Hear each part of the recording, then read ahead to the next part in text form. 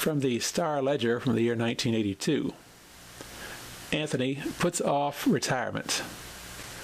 The announcement was met with a thunderous ovation. Earl Anthony had just revealed to the assembled gathering at the monthly luncheon meeting of the Metropolitan Bowling Writers Association that he has changed his mind about his retiring from the professional tour this spring. Ebonite offered me a deal I just couldn't turn down, said the 6-foot left-hander who has dominated the Professional Bowlers Association tour over the last 13 years as no other man has done before, during, or since.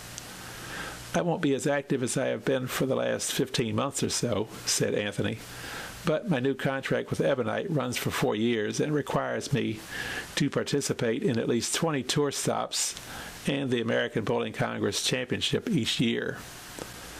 Earl, 2 months shy of his 44th birthday, had planned to try to become the first PBA player to reach $1 million in earnings, then retire to the life of a bowling proprietor in California.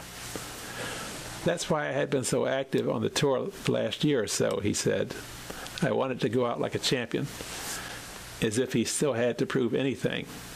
Since he came on the pro circuit for good in 1970, he had a disastrous no-cash exposure for several tournaments in 1963.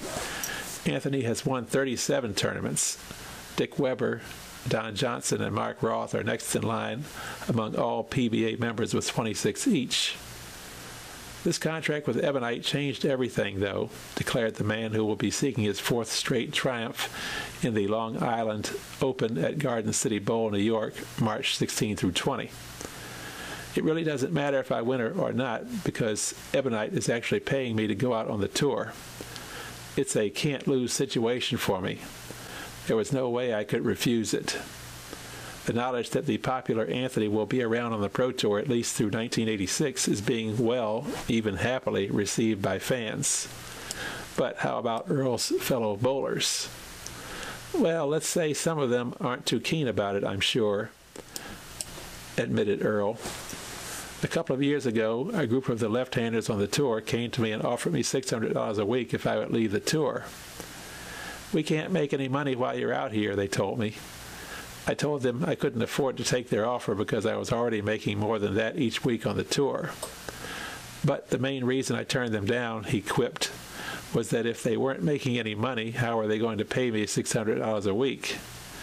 Actually, Anthony will be going for his 5th title at Garden City, New York next month. In addition to his triumphs in 1979, 1980, and 1981, he won in 1975. He lost 216 to 210 to Dick Weber in the 1976 final.